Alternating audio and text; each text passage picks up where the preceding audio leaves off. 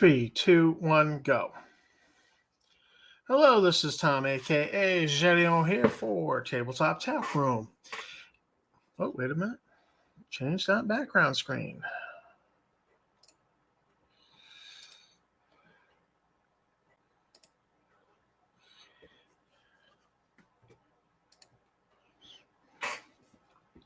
Three, two, one, go. Hello, this is Tom, aka Gelion, here for Tabletop Tap Room and Star Frontiers Gamer, and we have another Fanzine Friday, number 28, which means we are reviewing Frontier Explorer number 3, a themed issue for the Star Frontiers, for the Frontier Explorer, and the theme was robots. This cover image is by Kasparian on DeviantArt, and she's an artist with some commercial credits to her name, and had done some backgrounds for some Star Trek novels, that kind of thing. And this was a personal piece of art that she had done for herself, and I asked her if we could use it, and she said yes. And so it's a great cover for a robot themed issue. Very much that, that hand of God, man from the classic Earth artwork. So definitely a cool one. The quote was wondering how we worked, which was not too excited. It was closest we could find about robots to go with a robot themed issue. The full quote was at bottom, robotics is about us. It is the discipline of emulating our lives, of wondering how we work. And that was from Discover magazine in June 2008. So fully themed. Not everything's robotics in here, but it was that was the theme.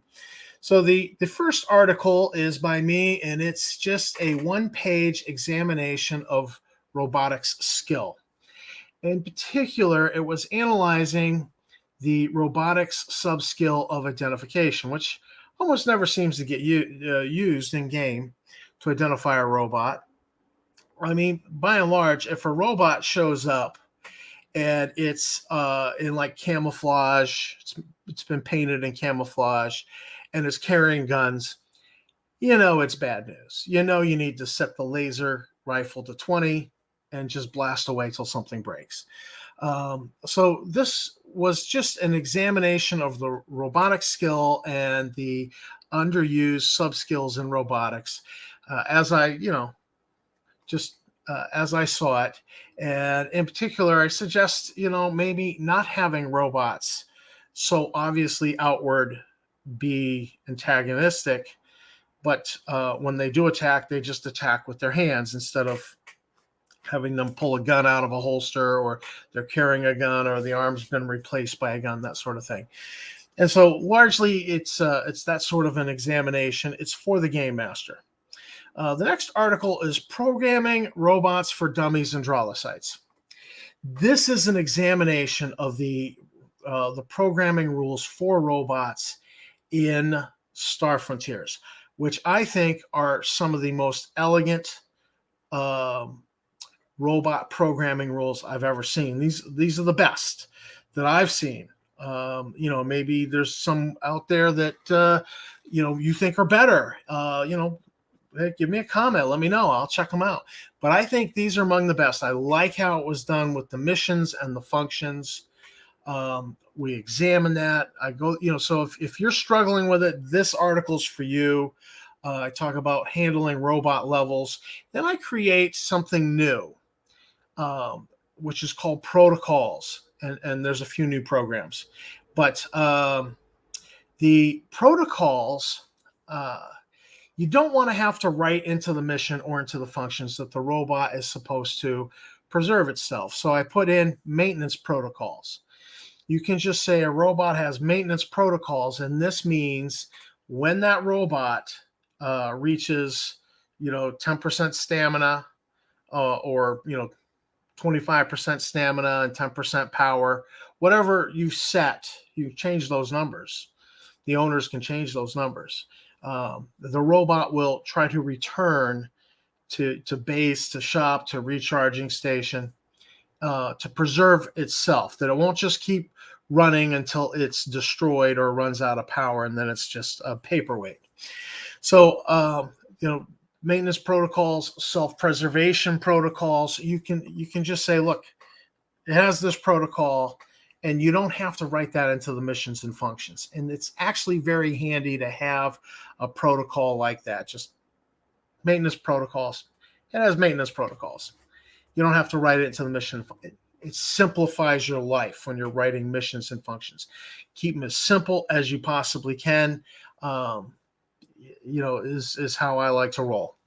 So then there's some discussion of the types of robots, your heavy duty robot, your combat robots, security, so forth. It's a great artwork we got donated from DeviantArt.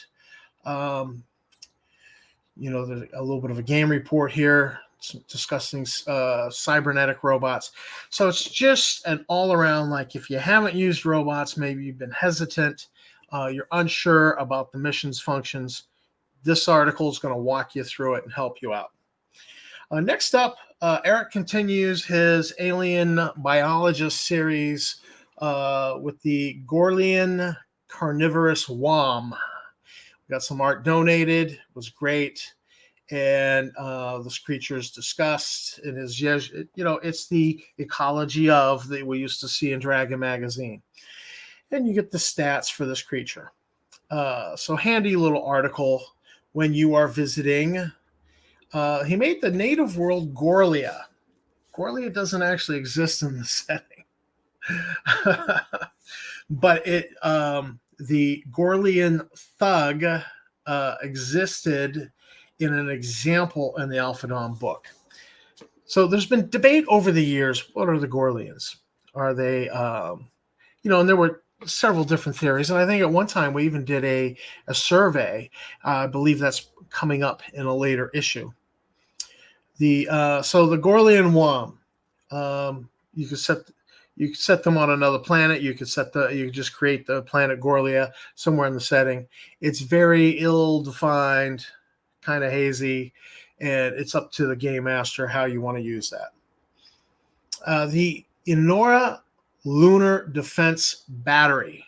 This would, of course, the Eorna Lunar Defense Battery. This would be on one of the moons of Volturnus, and this was a location designed just to go and explore a lunar base, an abandoned lunar base in the Volturnus system.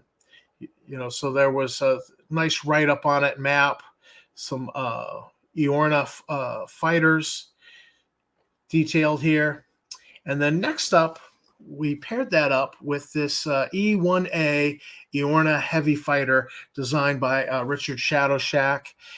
He did an outside drawing as well as detailing it. It's a heavy fighter, so it's got a little bit more internal space than your average hull size 1 fighter. And so this is a great little write-up, and it's something you can play with.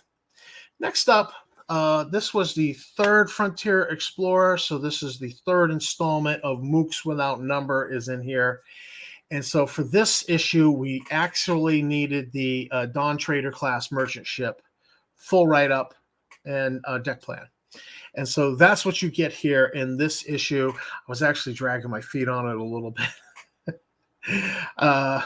But I saved the part where you would need the deck plan for the third installment. So that's what's going on here, right up on the ship, explanation of how all the decks go together.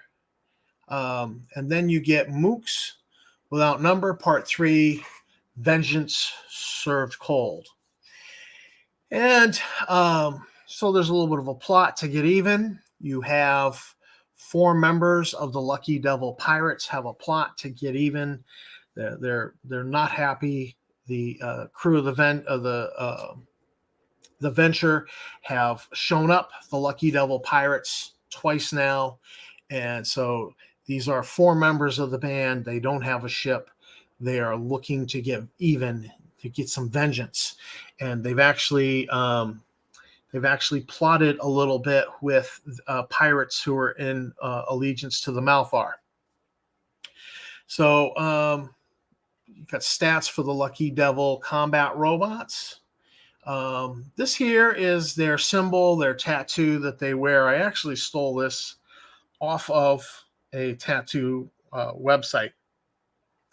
And I think I colorized this. But I think I got the original image off a tattoo site. So just the whole adventure. One last visitor is kind of an epilogue. And in the event the players are captured, what's their payday? You have your 4 Mooks here who are aided by robots, but I did portraits with this little, nice little composite picture of them. And so these are your 4 Mooks for this adventure. Next up, you get Frontier Robots, written by Tom Stevens. And so he just designed up a bunch of robots. Just so you got some handy enemies to throw at the player characters, just to throw them out there.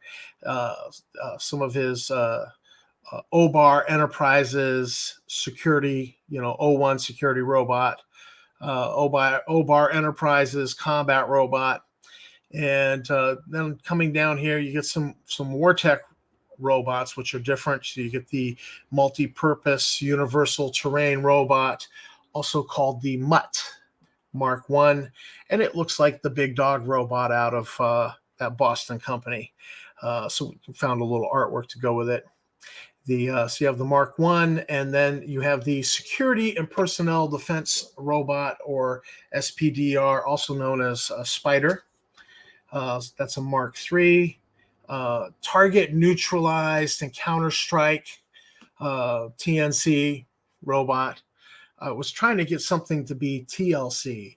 You're gonna get a little TLC. I couldn't come up with the L, so I went with TNC. And we had a picture for that. It is a heavy duty bad boy. I also had been thinking about how do you build R2D2 out of Star Frontier's robots. The standard robot body is a little bit big, and so I invented the tin can robot, or the small robot body. And the thing to remember with the small robot body, or the tin can robot body, is that not only is it cheaper, but it only comes with 3 limbs. A standard robot body comes with 2 limbs, 2 legs, 2 arms, with 4 limbs. He only comes with 2 limbs. So if you're going to have him have a mode of locomotion that is walking, 2 of those limbs are going to get taken up as legs. And he'll only have 1 arm. And this was to somewhat simulate the fact that R2D2 only really kind of has 3 limbs. And so that's what I was trying to simulate. You can buy an extra limb. That's possible. I put those stats in here for that. However, what happens most of the time with this robot, if you go with an alternate mode of locomotion, then like say hover, that will only take up 1 limb, and it can have 2 arms. So or tracked, it only takes up 1 limb. The drivetrain only takes up 1 limb. For tracked, for wheeled, for hover, or even like compressed air, which would then limit that robot to only being used in 0G. But most of the tin can small robots just opt for the alternate movement mode of hover or wheeled or tracked for that purpose, so that they have the 2 manipulator arms. And then I created a bunch here. And again, I played with names: Automatic Tracked Assault Chassis, or ATAC, and then there's the AHAC, the Automatic Hover Assault Chassis. You also get the Maintenance Automated Robotic Servant, or MARS, which I thought was a fun name. So you've got the MARS series maintenance robots, and did them as level 1, 2, 3, and 4. They're much more capable when you get to a level 4 maintenance robot. And you've got the Security Police Automated Mechanism, or SPAM robot. Fun name. and some final thoughts. Next up in this issue, Nighthawks. Nighthawk scenario. Tom was good for these. And it's called Stand Your Ground. So you kind of get an idea that this is going to be a slugfest. So I love the name of the first one, A Pale Prospect. It's a great name. And then banding together, this is the militias of the frontier banding together for a battle. And so just 2 Nighthawks scenarios to run. And next up, there was I wanted Tom Stevens to write this article. I really, really wanted him to write this article, which was on Oort clouds and the Kuiper belt, if I'm pronouncing it right. And seeing as how he is our resident rocket scientist, NASA consultant, full-blown astronomer, this was right up his alley. So this is just a informational article for the Game Master or just anybody interested. And it talks about the Oort cloud, which is a structure in our solar system, and the Kuiper belt. There's a discussion of just how much stuff is out there, the impact on your game, in-system uses, building a base out there, and issues for interstellar travel, and some final comments. So this article, I just greeted this with open arms. I'm so glad he wrote this. The Pirate by Any Other Name. We'd been having pirates in the magazine. The Mooks Without Number features a pirate band, the Lucky Devil Pirates. And so I've been thinking about pirates and just Googling pirates on the internet. And I came across some pirate name generators, but we'll get to that. So as part of this article, I actually tried to catalog every single named pirate in Star Frontier's canon material and created a list and where that pirate is located. And then I did a list for thoroughness of Earth pirate names, and just compiled, their name, their gender, their nationality, and their ship, the name of their ship, if it was known. And so this is a fairly thorough list. I mean, I don't claim to have gotten every single Earth, I'm sure there's pirates out there I missed. But this is a fair, just for reference. So that's there. And then we get into this D100 table of pirate ship names. I do believe, what I found was a generator that would generate names. And so I just generated 100 names and created this list. But I think I went through here and I might have changed a few to better suit. Actually, I'm looking. I don't really see anything that stands out that says says Frontier to me. But I think I might have changed a few if the name was a little bit just not going to fit. The pirate names, actual pirate character names. There was another table, another generator, and I generated a table. And I did go through here and change some of these names to suggest actually Star Frontier's setting, like, for instance, Zesk Swift Knife. That's clearly a Versk name there. Ion Iggy. Iggy was the handle of one of my friends online. And so I just thought Ion Iggy sounded cool. So this 67 must have been a generated name that just didn't, go so well. So a few of these did get changed to be a little more frontierish. Then we had Eric Windsor did a short piece of fiction. It's only 2 pages long, and it's called For Lucco's Honor. It's the Azarian fiction. It's one of my favorites. I actually really liked this story. Illustration by me. This is a Kadan presentation. Then Terran Fauna. Now I know that officially, rules as written, the frontier is not in the Milky Way, and that the humans in the setting are not the same humans that evolved on Earth. I know. However, I like having Earth in my setting anyways. It's personal choice. But whether you allow for Earth in the setting or not, I think there was room to have Terran animals. The humans came from somewhere and they had native species.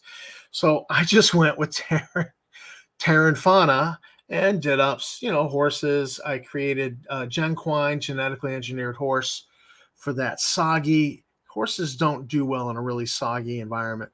So I created the Genquine to be what was the adaptation, the genetically engineered adaptation for Clarion, which has a lot of rain, and the Terran Canine. We talk about locked instincts in Terran canines. Different canines have different instincts. Like some are sight hounds, some are have a strong prey instinct, some are they have a strong protective instinct, and this is a locked instinct in the different breeds. So I talk about that as kind of a programming for the animal, and then we talked about training programs for training, animal training, and animal training skill a little bit here. There's some domesticated farm animals. I just did up a table, with the tiny, small, medium, large. If you're dealing with a cow, it's a large herbivore. If it's a chicken, it's a tiny herbivore. Use those stats, that sort of thing. Cybo dogs. I discussed, cybernetically controlled dogs. Not a cybot, but more of the what you saw in Dark Side of the Moon with Lagrange's cats. They were a cybernetically controlled cat.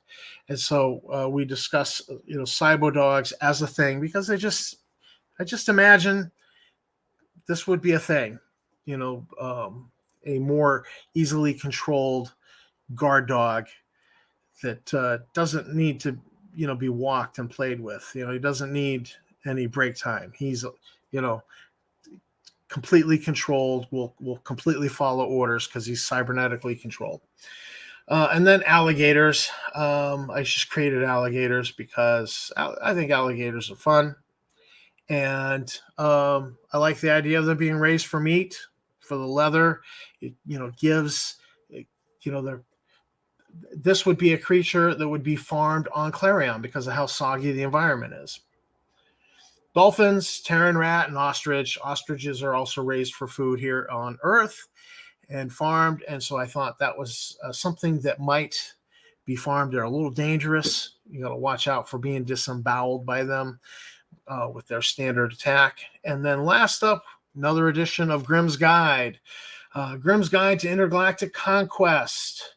Lesson number 3, First Impressions. And so another fun little comic.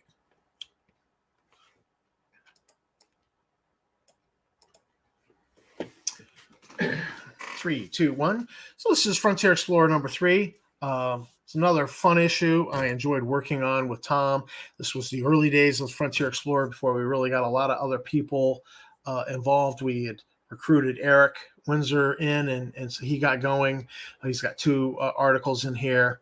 Tom and I did write an awful lot for the magazine in the first year of its existence. But slowly but surely just kept recruiting people, soliciting things.